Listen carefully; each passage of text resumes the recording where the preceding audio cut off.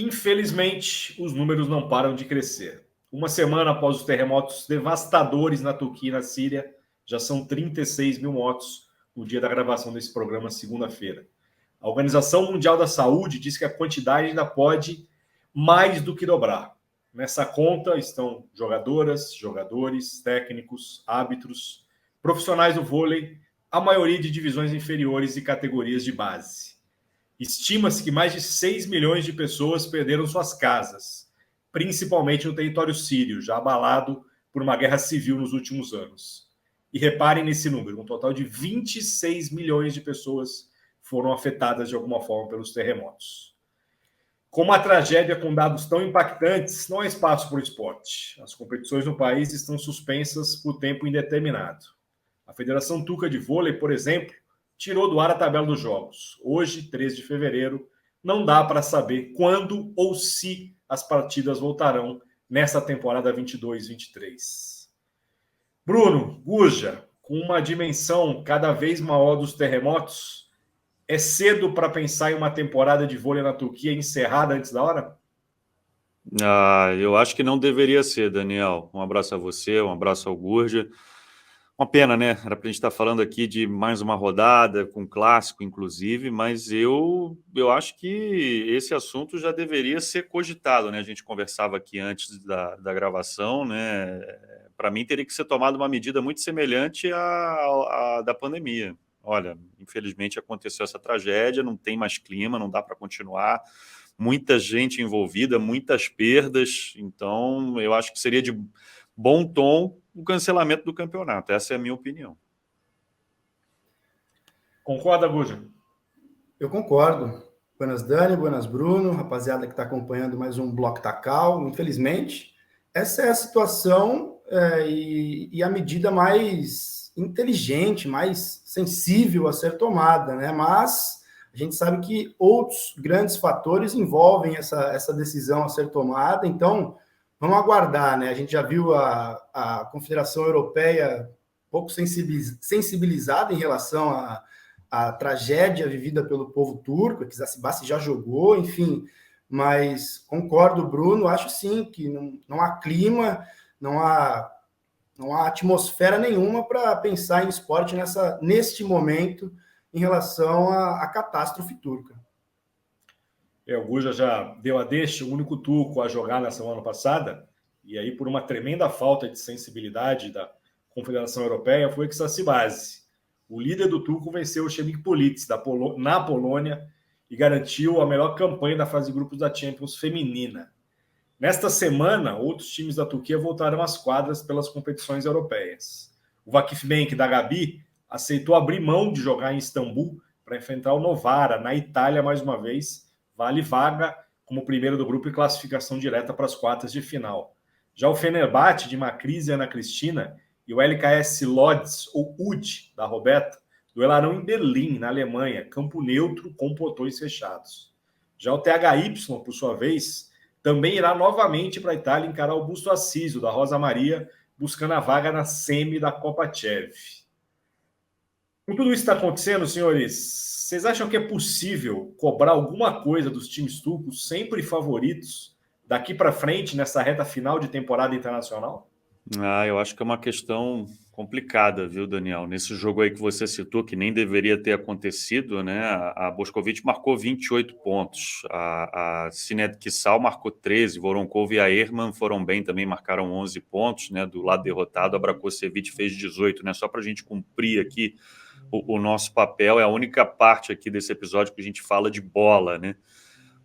Qualidade a gente sabe que esses elencos têm, né? Mas e a cabeça, né? A gente vai colocar agora aí uma foto, né, que exemplifica o estado de espírito das jogadoras do Eczacıbaşı para essa partida, né? O abatimento é geral e é mais do que compreensível, né? E você citou aí essa partida do Vakif com o Novara, veio do Novara, uma das imagens mais impactantes, né, do fim de semana, da cara curte com a bandeira turca, e o Novara já anunciou que toda a renda dessa partida será revertida às vítimas do terremoto. Agora, eu acho que o desempenho esportivo ele fica completamente em segundo plano, e a gente fala tanto de saúde mental aqui, né? Eu não sei como é que fica o psicológico das jogadoras dessas equipes.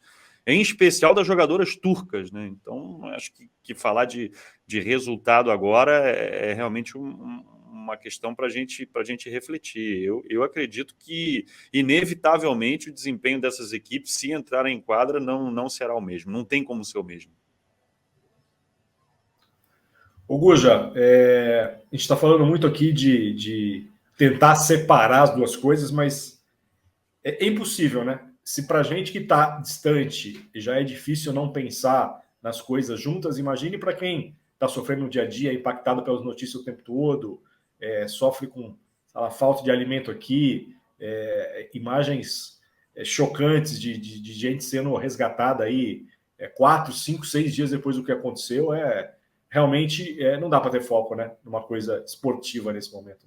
Impensável, impensável. E dizer que dá para distinguir o sentimento entre os atletas estrangeiros e os locais também é incoerente, né? A gente vê o quão a Bia se movimentou em relação a essa situação humanitária realmente, né? Você está fora do seu país, se comove com uma catástrofe, com vidas perdidas, companheiras de equipe, de trabalho que perderam amigos, que perderam conhecidos, familiares, enfim, até companheiros de profissão. A gente viu aí situações de equipes de base, do Chipre, enfim, inclusive equipes turcas também, perdas de atletas turcos.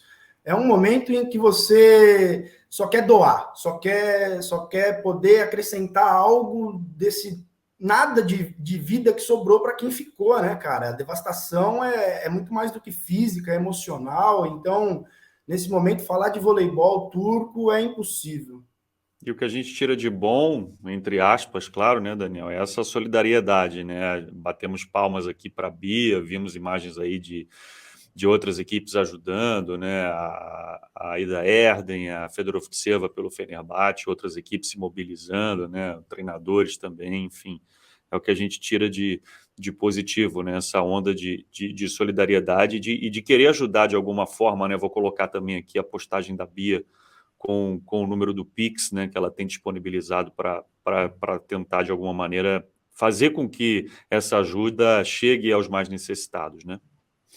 Vocês citaram muito a Bia, então eu não sei aqui quem tem Instagram, quem segue as jogadoras, mas se você não segue, procure ver o que a Bia está fazendo aqui. Eu acho que nessa hora você fazer caridade, independentemente dela ser visível para todo mundo ou não ser, né? Certamente tem muita gente ajudando aí, mais do lado invisível, mas assim, a Bia, vamos dizer, talvez das jogadoras foi quem mais sentiu na pele o terremoto, né?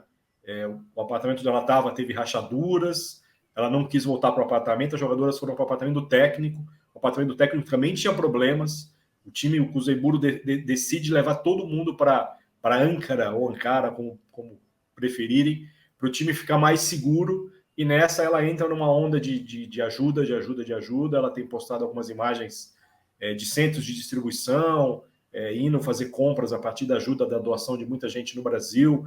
Então aqui fica, para a gente encerrar de alguma forma, tentando ver um viés positivo, é esse viés das pessoas doando seu tempo, doando seu dinheiro, doando amor para quem está precisando. A gente está distante do que está acontecendo, mas hoje com a internet você fica muito dentro e fica muito presente de tudo que está se passando, e essa ajuda de milhares e milhares aí de abnegados e abnegadas, anônimos ou não, famosos ou não, é o que mostra que a gente ainda como humanidade pode seguir em frente, né, senhores? Acho que o recado que a Bia deixa aí é um pouco de não estou no meu país, não conheço quase ninguém aqui, mas eu tenho que ajudar de alguma forma porque sei muito bem o que estou passando aqui. Então, Bia, se você estiver vendo isso aqui de alguma forma, parabéns pelo que você está fazendo. A gente vai deixar aqui o Pix para quem quiser ou puder doar alguma ajuda, que certamente vai ajudar os irmãos e irmãs turcas nesse momento tão complicado. Senhores, esse nosso bloco da Cal número 5 aqui, ele fala pouco de esporte, mas acho que a gente tinha a obrigação aqui hoje, de alguma forma,